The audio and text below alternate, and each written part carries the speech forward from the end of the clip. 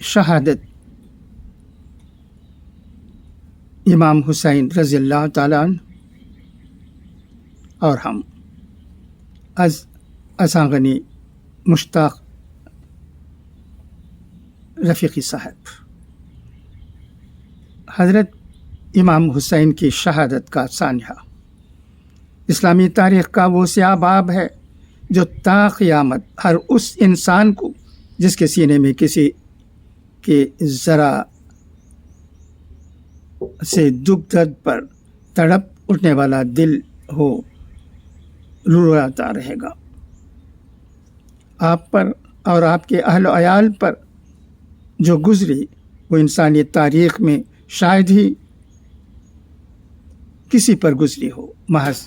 اس لیے کہ آپ نے اپنے اصولوں سے سمجھوتا کرنے اور اپنی فکری آزادی سے دستبردار ہونے سے انکار کر دیا تھا۔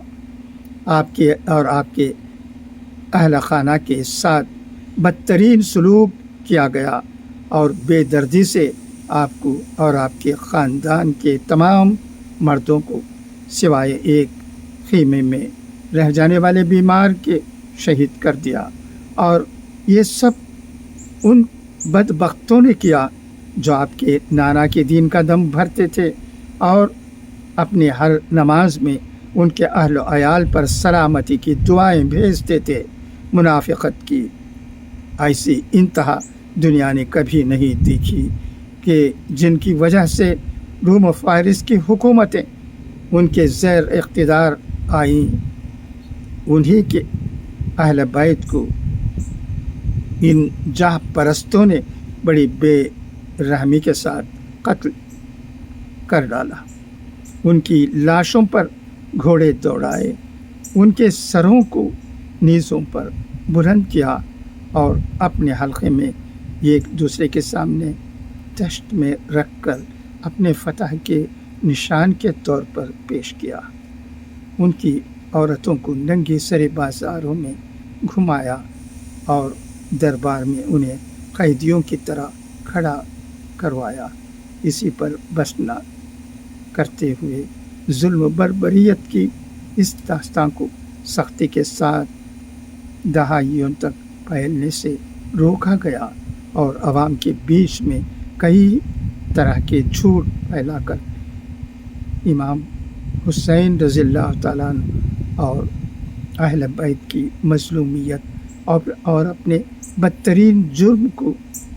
گھٹا کر پیش کرنے کی مسلسل کوشش کی گئی، اور افسوس یہ کہ کوشش اس سانحے کے گزرنے کے 1400 سال بعد آج بھی جاری ہے۔ سب سے بڑی اور حیرت کی بات ہے کہ اتنا بڑا سانحہ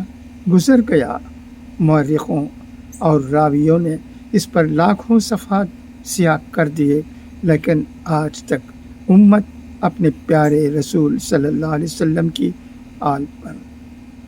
ڈھائے گئے اس ظلم و شقاوت پر ایک متفقہ اور اجتماعی FIR درج کرنے میں ناکام ہے۔ ایک طبقے میں اعلیٰ رسول صلی اللہ علیہ وسلم سے محبت اور عقیدت کے نام پر اتنا غلو پایا جاتا ہے کہ وہ اس دور کے اکثر کلمہ گو اور دانستگی یا نادانستگی میں حالات کو اس موڑ تک لانے والے تمام اشخاص کو مرتد اور قابل عتاب سمجھتا ہے اور اس پر لعن طعن کرنے کو دین سمجھے ہوئے ہے، تو ایک دوسرا طبقہ اس واقعے کا سارا الزام حضرت حسین پر ڈال کر ان کے قاتلین کو حق پر قرار دینے کے لیے روایات کی من گھڑت تعویلات پیش کرتا ہے۔ تیسرا طبقہ اصحاب رسول سے محبت اور عقیدت کا نام لے کر اس سانحے پر سکوت قائم رکھنے کو احسن سمجھتا ہے، حالانکہ اصحاب رسول نے غلط کو غلط کہنے میں کبھی تامل سے کام نہیں لیا، سچ کے لیے سینہ پلائی دیوار کی طرح کھڑے ہو گئے، انصاف پر کبھی بھی محبت اور عقیدت کو غالب آنے نہیں دیا۔ آج کل تو اس طبقے میں اپنے نظریے کو لے کر اتنا غلو پیدا ہو گیا ہے کہ وہ پہلے والے طبقے کی طرح جو اہل بیت کو معصوم سمجھتے ہیں، یہ اصحاب کو معصوم ثابت کرنے کی کوشش کرتے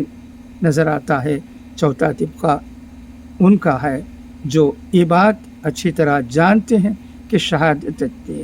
حسین کے اصل ذمہ دار کون ہے اور یہ مذموم واقعہ کیوں پیش آیا،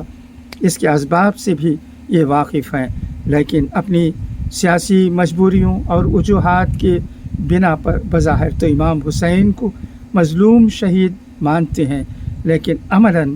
ان کے قاتلین کے طریقے کو افضل سمجھ کر اسی پر عمل پیرا رہتے ہیں۔ کرسی اور عہدے کے لیے یہ کسی بھی حد تک جانے کو غلط نہیں سمجھتے۔ پانچواں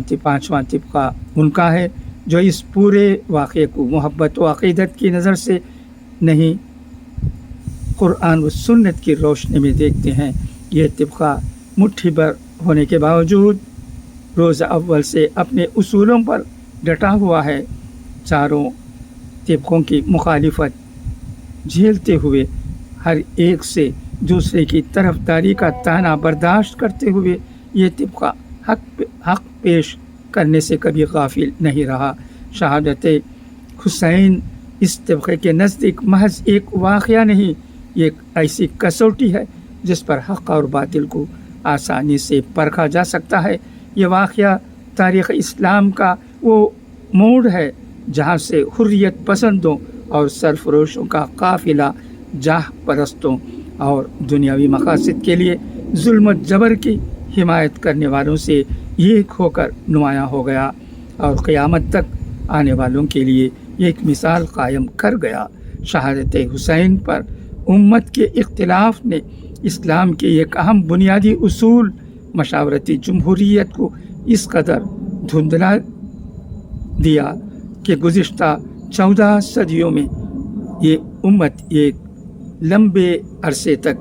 یا تو شخصی بادشاہت کے زنجیروں میں جگڑی رہی یا طوائف الملوکی کے صحرا میں بھٹکتی رہی۔ آج کے اس ترقی یافتہ دور میں بھی جبکہ ہر طرف عوامی حکومت کا چرچا ہے، نام نہاد مسلم ریاستوں میں بٹی یہ امت کہیں شخصی بادشاہت